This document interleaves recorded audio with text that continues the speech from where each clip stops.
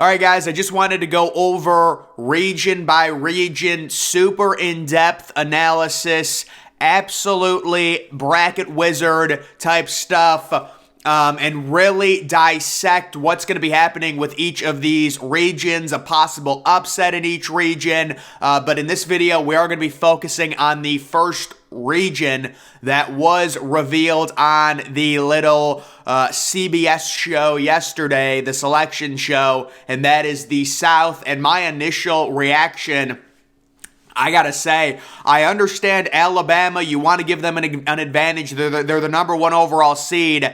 But wow, what a cakewalk for Bama here. And at minimum, Alabama, I would say, to go to the Sweet 16, but probably a lock to go to the Elite Eight just looking at this region. I think Virginia, they could be a 7 seed, and I think they would be overseeded. So them being a 4 makes the region very weak. San Diego State, I really have no issues with them being a 5. Creighton, I think, is a pretty solid 6. Baylor, I think, is pretty weak. And then this is the egregious thing, Missouri. I think if you're going to have a region where Virginia is the 4 seed, the 7 seed in that region should be a Florida Atlantic or a Memphis. Instead, they made Florida Atlantic a 9 and a Memphis an 8 to where they have to face each other. I think that is an inexplicable mistake. I have no clue what they're doing. I think Missouri is overranked. You've got Missouri as a 7 seed. Don't like that. Virginia as a 4. And then Baylor really not doing it for me as a 3. Arizona, I guess. It's just hard to judge the Pac-12 teams because they don't play in a good conference, but Arizona did win a bunch of games. They ran up a good record. But guys, let's actually talk strategy. So when it comes to who is coming out of this region, certainly Alabama has to be a heavy favorite. When it comes to my bracket, I came in to the night yesterday before the brackets were announced, and I said, listen, because of karma with the Brandon Miller situation, I was going to have Alabama losing in the Sweet 16, but then I saw their region, and I'm like, this is being served up on a silver platter. There's no way Maryland or West Virginia could beat Alabama. They just don't have the offensive firepower. I'm going to say in this game, again, this is just, 8v9 games, flip a coin. Honestly, guys, so I've had such bad luck with 8v9 games, I probably should have just flipped a coin when I was filling out my bracket. It's been real bad for me. Maybe I get lucky this year, but for what it's worth, I do think West Virginia is going to beat Maryland, but you want to play Russian roulette with the 8v9 game. It's just ridiculous. So either way, Alabama's going to move on to the Sweet 16. I think it's an auto lock. If there was one team I had to bet my life on going to the Sweet 16 based off of how this bracket is set up, it's Alabama, and it's not close. San Diego State, Charleston. So there's going to be a ton of people picking Charleston at 31-3. I came into this tournament. I said, listen, San Diego State's a fraud. I totally get it. But I am using reverse psychology on this 12v5 matchup. San Diego State is liked by the metrics in the analytics. I'm going to have to kind of question the analytics here, though, because they have San Diego State as like a top 30 offense in terms of efficiency. I just don't see that. I think they have a very bad offense, but certainly there's going to be a ton of people that do go the way of Charleston beating San Diego State, so that's kind of a toss-up there. I did go San Diego State, but I could understand if you do go Charleston as the 12. Virginia versus Foreman.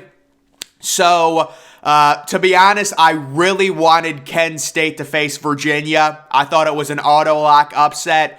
Furman is a little bit of a worse 13 seed.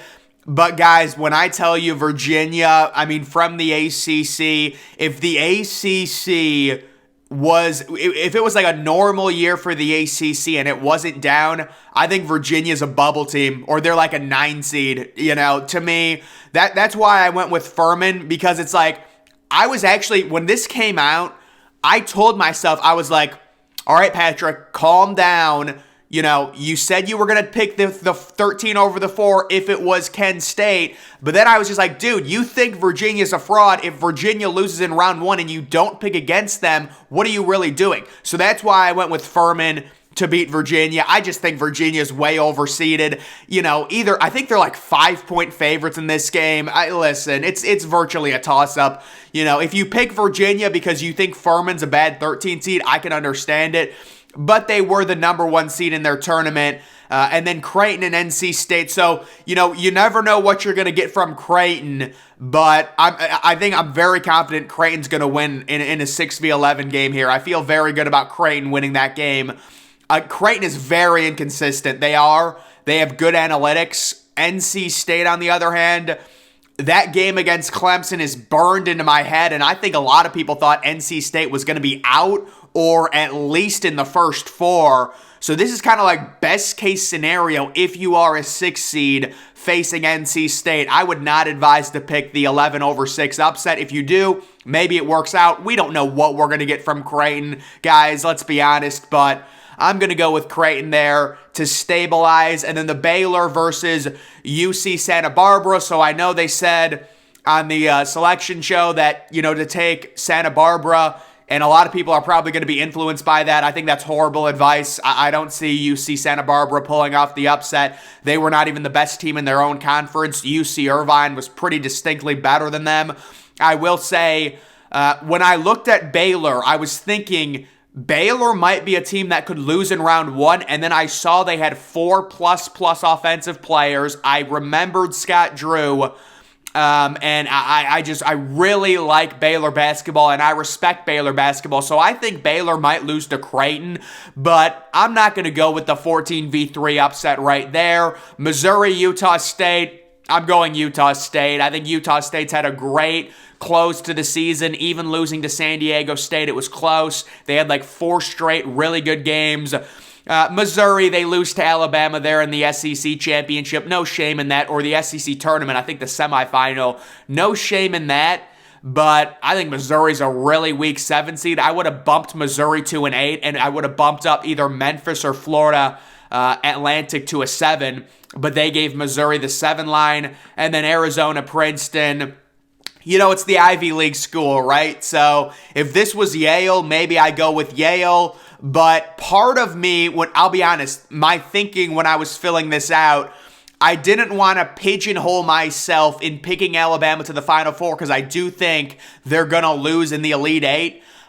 So I need like a team to beat them, right? So thinking that, I'm like, there's no way I can have Arizona lose. I don't love Arizona, but I will say they do have 2 really good offensive players. They're still a 2 seed, so looking at these matchups, obviously Alabama over West Virginia or Maryland. I think for Sweet 16 in terms of bracket points, Bama is stealing. They're obvious. They're going to go to the Sweet 16. San Diego State versus Furman. I don't love Furman. Listen, Furman could win that game very easily. I'm not completely buying into San Diego State, but I think San Diego State does enough to get to the Sweet 16 there. Creighton versus Baylor.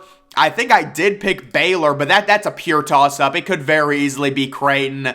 I'm not going to sit here and pretend. This is a good 6-3 matchup. You just don't know what you're going to get from Creighton. And we saw Baylor in the Big 12 tournament just really struggle there in that loss. So it's a toss-up. I mean, Baylor has shown in terms of over the years maybe a little bit more continuity to reach the Sweet 16 and really trust them. And then Utah State, Arizona. I got to go Arizona. Could Utah State beat Arizona? I think they could. I don't think Arizona is this vacuum-sealed 2 seed that's just going to trounce over everyone. But I do think 8 times out of 10 in that matchup, you got to go with Arizona. Maybe the 2 times happened during the tournament and they lose in an upset, but I will go Arizona. So kind of chalky. It's a 1v5, 2v3. I got to go Alabama. I don't see San Diego State being good enough offensively to beat Alabama. The way Alabama played in the SEC tournament, you've certainly got to like them. This region is just tailor-made for Bama. And then I'm gonna go Arizona over Baylor. Baylor, seeing them late in the season struggling a little bit. I mean, I know people are picking against Baylor in the first round, so I will go Arizona there. And then when it comes to this matchup, is Alabama going to be the favorite? Yes. Should Alabama win? Yes.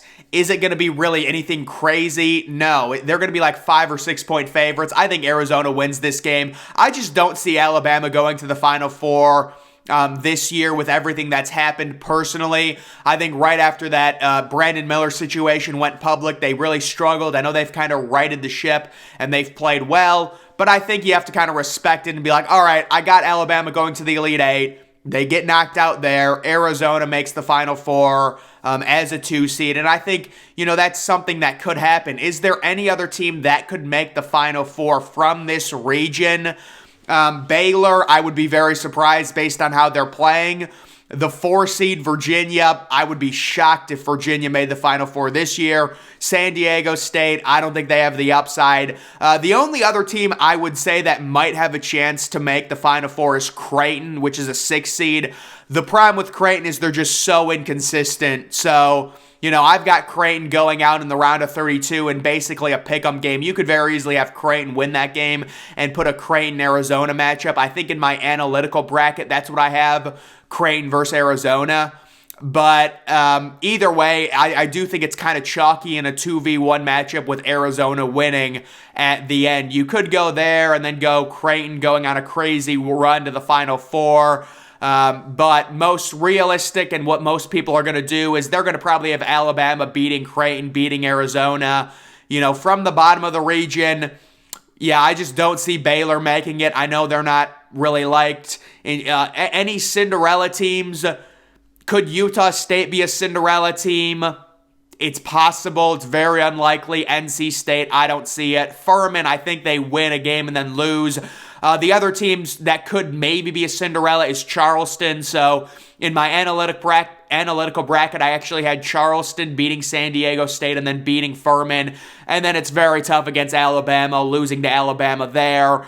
So there's some different things you could do for sure. But in terms of the Final Four, I really think it's either Alabama or Arizona. It's one or two of those, whichever one you want to choose when it comes to that. So that is kind of just the overall analysis, the overall vibe, the overall tips that I'm looking at when it comes to the South region. This is a region that I feel like is going to be dominated mainly by the top 2 seeds, especially Alabama. And I think that's in part due to a very weak 7 seed in Missouri, a semi-weak 3 seed that's kind of playing bad right now and has momentum in Baylor. And then, of course, the top of the region is just so wide open. I don't think San Diego State is anything special as a 5 seed. And then the real kind of issues here, it's Virginia, who's a really bad 4 seed. And then I would say the 2 worst 8 and 9 seeds in the tournament. Maryland is an extremely weak 8 seed. Honestly, I don't know, like Maryland being an 8 seed and FAU being a 9 seed, I don't get it. I would have loved to see FAU in a second round matchup with Alabama, but we don't get that. We get Maryland, West Virginia, and then you could go, Maryland to beat West Virginia. I know the analytics, it's basically a toss-up. A lot of analytics actually like Maryland to win this game by a point. Again, you're playing Russian roulette with the 8v9, so... but just the overall strategy, I'll say like the Elite Eight, I think you're talking Alabama, Arizona. Maybe you want to take a shot on Creighton. I would not recommend Baylor based on how they're playing, and I would not recommend, in terms of the Elite Eight, any of these teams to beat Alabama to go to the Elite Eight. So that is my official analysis on the South region for the 2023 March Madness tournament. Guys, that's going to do it for this video. Make sure you're following me on Twitter. Link to that's always in the description. I'm, of course, The Depressed Ginger. Thank you for watching.